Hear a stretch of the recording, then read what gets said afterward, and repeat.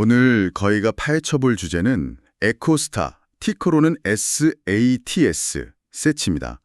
사실 얼마 전까지만 해도 시장에 관심받기였던 낡은 위성방송 회사였는데 어떻게 갑자기 월가의 가장 뜨거운 주식 중 하나가 되었을까요? 모건 스탠리와 도이치뱅크 같은 마치 약속이라도 한 듯 목표 주가를 대폭 올리면서 핵심 인프라 자산주라는 새로운 이름표를 붙여줬습니다. 오늘의 미션은 바로 이 갑작스러운 변신의 비밀을 파헤치는 겁니다. 두 은행의 보고서 속에 숨겨진 단서들을 저희가 하나하나 찾아보겠습니다. 그럼 시작하기에 앞서서 투자 판단의 최종 책임은 투자자 본인에게 있다는 점을 명확히 말씀드립니다. 저희는 단순 참고용 정보나 분석을 제공할 뿐 특정 종목이나 섹터에 대해 매수나 매도를 절대 추천하는 것이 아닙니다. 네, 오늘 이야기는 시장의 관점이 어떻게 한 기업의 가치를 정말 180도 바꿀 수 있는지 보여주는 아주 흥미로운 케이스 스터디가 될 겁니다. 에코스타의 변신을 이해하기 위한 핵심 프레임워크로 저희가 STAR이라는 네 가지 키워드를 활용해 볼 텐데요. 그 첫 글자인 S, 바로 스펙트럼. 스펙트럼에서부터 모든 이야기가 시작됩니다. STAR 프레임워크요. 흥미롭네요. 그럼 첫 번째 단서인 스펙트럼. 우리말로 하면 주파수인데 이게 그렇게 대단한 건가요? 뭐 다들 쓰는 거잖아요, 사실. 바로 그 점이 오해의 시작점이죠. 주파수는 그냥 공기처럼 보이지만 사실은 굉장히 한정된 자원이고요. 국가가 관리하는 일종의 디지털 부동산이라고 봐야 해요. 디지털 부동산이요? 네, 특히 오지나 AI, 자율주행차처럼 막대한 데이터를 실시간으로 정말 끊김없이 주고받아야 하는 미래 기술에서는 넓고 깨끗한 주파수 대역이 필수적이거든요. 아, 마치 서울의 강남 땅 같은 거군요. 맞습니다. 바로 강남의 금사라기 땅 같은 거죠. 에코스타는 바로 이 디지털 부동산의 알짜배기 매물을 엄청나게 보유하고 있었던 겁니다. 디지털 부동산이라니 비유가 확 와닿네요. 그런데 그 부동산의 가치를 시장은 왜 이제야 알아본 거죠? 뭔가 결정적인 계기가 있었나요? 네, 결정적인 실거래가 터졌습니다. 이게 바로 프레임워크의 두 번째 키워드인 T, 트랜잭션, 거래에 해당하는 부분인데요. 거래요? 네, 바로 스페이스X 및 AT&T와의 계약입니다. 그동안은 그냥 장부상에만 존재하던 이 디지털 부동산의 가치가 수십억 달러 규모의 현금과 또 주식으로 바뀌는 그 순간을 시장이 목격한 거죠. 아, 저 땅이 저렇게 비싼 거였어 하고 모두가 놀란 셈이군요. 정확합니다. 이론상 가치가 아니라 실제 현금 가치가 증명되면서 기업 가치 평가의 기준, 즉 재평가가 시작된 거예요. 예전에는 위성TV 가입자 수가 몇 명이냐 이걸로 회사를 봤다면 이제는 보유한 땅의 평당 가격으로 보기 시작했다는 거네요. 네, 맞아요. 그래서 기업 가치의 하방이 아주 단단해졌어요. 다른 사업이 다 망해도 이 땅값만으로도 어느 정도 가치가 보장된다는 믿음이 생긴 거죠. 알겠습니다. 주파수라는 핵심 자산의 가치가 실제 거래를 통해 증명되었다. 이게 첫 번째 비밀이군요. 그런데 자료를 보면 이 회사가 가진 무기가 그것뿐만이 아니더라고요. 하이브리드 네트워크라는 말이 나오는데 이건 또 뭔가요? 그냥 마케팅 용어 아닌가요? 처음엔 그렇게 보일 수 있지만 이건 에코스타의 아주 강력한 기술적 해자입니다. 이 회사는 전 세계에서 유일하게 지상의 5G 통신망과 하늘의 위성 통신망을 동시에 가진 회사예요. 지상망과 위성망을 둘 다 가졌다는 게 구체적으로 어떤 의미가 있는 거죠?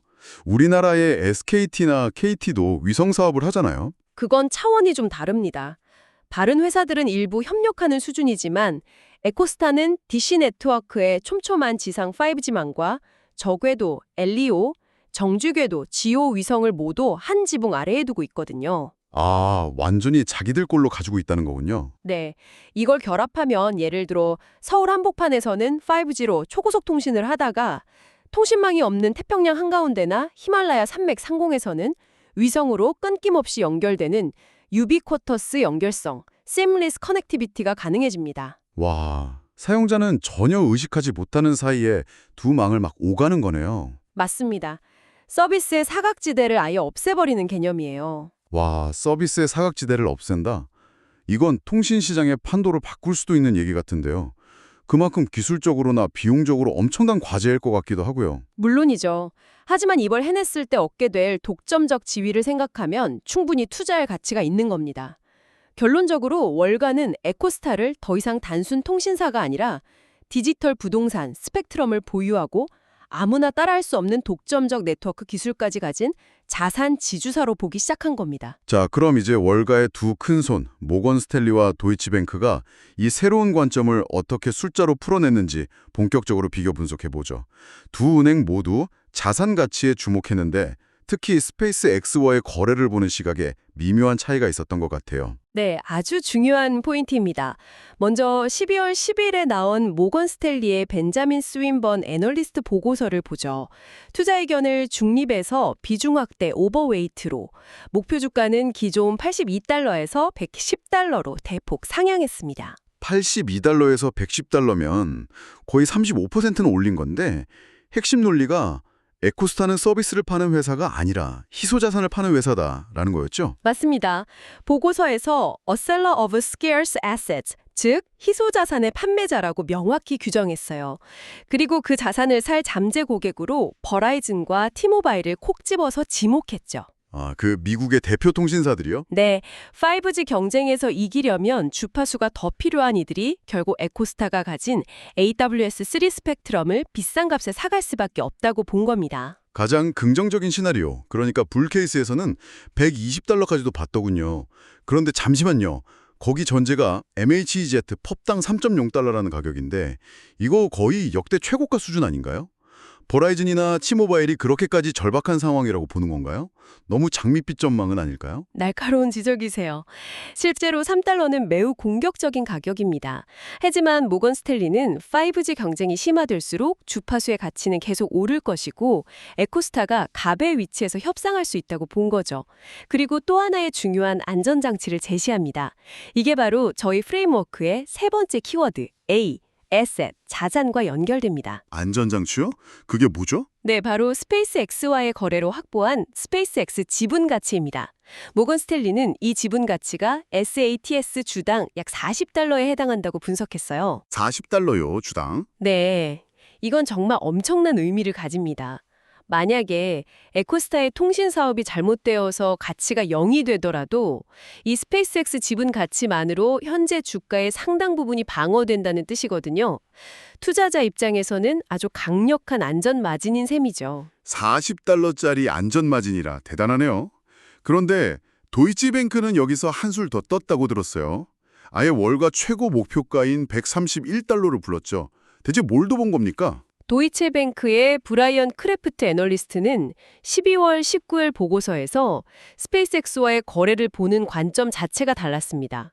모건 스탠리가 스페이스X 지분을 안전마진으로 본 반면 도이체뱅크는 그 거래 자체를 회사의 운명을 바꾼 게임 체인저로 평가했어요. 게임 체인저요? 구체적으로 어떤 면에서죠? 17억 달러 규모의 AWS4 및 H블록 라이센스 매각 거래, 이 단 하나의 거래만으로 세후 주당 약 42달러의 가치가 창출되었다고 분석했습니다. 와, 아까 안전마진이 40달러였는데 이 거래 하나가 42달러의 가치를 만들었다고요? 네, 단 하나의 거래가 기업의 내재 가치를 이렇게 끌어올린 건 전례를 찾기 힘든 일이죠.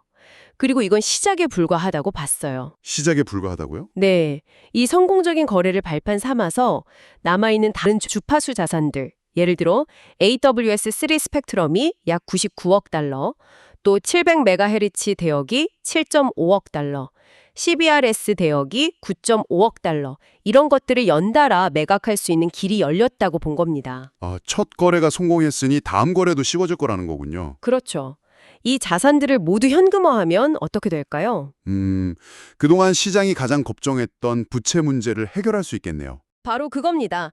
자산 매각으로 얻은 현금으로 빚을 다 갚아버리면 재무 구조가 완전히 클린해지죠.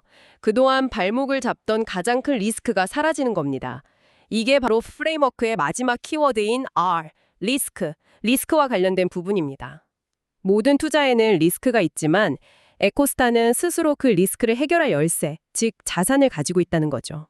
정리를 한번 해보자면 모건 스탠리는 미래의 자산 매각 가능성과 현재 가지고 있는 스페이스X 지분 가치에 집중했다면 도이체뱅크는 이미 일어난 그 스페이스X 거래 자체가 앞으로의 모든 것을 바꿀 촉매제 역할을 할 것이다 라고 더 강하게 베팅한 거군요. 네, 완벽한 요약입니다. 거기에 더해서 도이체뱅크는 회사의 본업, 펀더멘털 개선에도 주목했어요.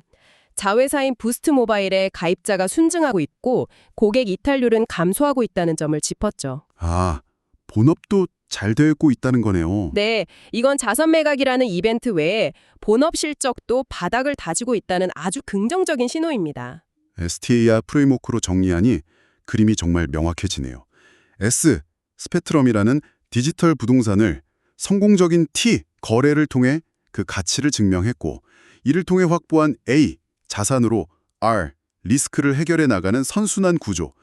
이 모든 분석이 결국 부채 더미에 앉은 위성통신사에서 우주와 지상을 잇는 핵심 인프라 자산주로의 재평가라는 한 문장으로 귀결되는군요. 네, 시장이 드디어 회사의 본질을 제대로 보기 시작한 겁니다. 이런 분석들이 나오면서 실제로 주가가 108.88달러까지 급등했는데 여기에는 기술적인 요인도 있었다고요. 그 숏 스퀴즈 현상 말입니다. 상과 달리 주가가 급등하자 더 큰 손실을 막기 위해서 울며 겨자 먹기로 주식을 다시 사들인 거죠. 손절매를 한 거네요, 공매도 세력들이. 그렇죠. 이 매수세가 더해지면서 주가 상승에 기름을 부은 겁니다. 기관의 펀더멘털 분석과 공매도 세력의 쇼커버링이 만나서 폭발적인 시너리를 낸 셈입니다. 그렇군요. 그럼 가장 중요한 질문이 남았습니다. 이 모든 분석을 듣고 난 지금 현재 주가는 모건 스탠리 목표가인 110달러에는 거의 다 왔고 도이치뱅크 목표가인 131달러까지는 아직 공간이 좀 남아 있어요. 이게 파티가 거의 끝난 건지 아니면 이제 시작인 건지 투자자 입장에서는 어떻게 접근해야 할까요? 물론 저희가 매수나 매도를 추천할 수는 없지만 보고서에 나온 분석가의 시각을 전달해 드릴 수는 있습니다. 먼저 단기 급등으로 인해서 RSI 같은 기술적 지표가 90을 넘는 극심한 과매수 구간에 진입했다는 점은 분명한 사실입니다. 과매수 구간이라는 건 단기적으로 주가가 너무 과열돼서 작은 충격에도 쉽게 조정을 받을 수 있다는 의미죠. 네, 맞습니다.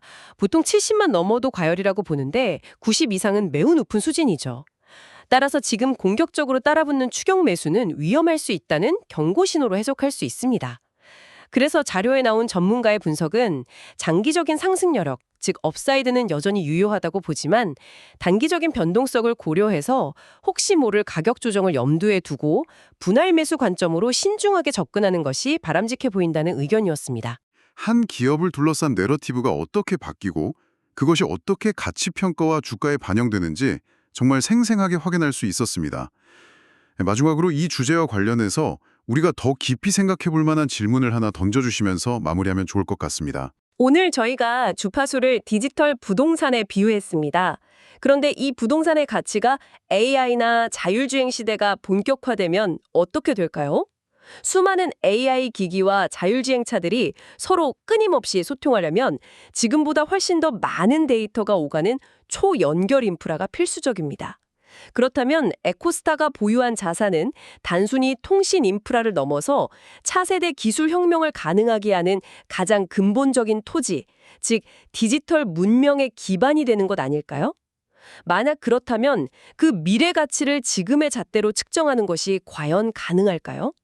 이 질문을 여러분께 남겨드립니다. 디지털 문명의 기반이라 정말 많은 생각을 하게 만드는 질문이네요. 오늘 심도 깊은 분석 정말 감사했습니다. 다시 한번 말씀드리지만 투자 판단의 최종 책임은 투자자 본인에게 있다는 점을 명확히 말씀드립니다. 저희는 단순 참고용 정보나 분석을 제공할 뿐 특정 종목이나 섹터에 대해 매수나 매도를 절대 추천하는 것이 아닙니다. 항상 여러분의 성공 투자를 기원합니다. 내용이 좋으셨다면 구독, 좋아요 부탁합니다.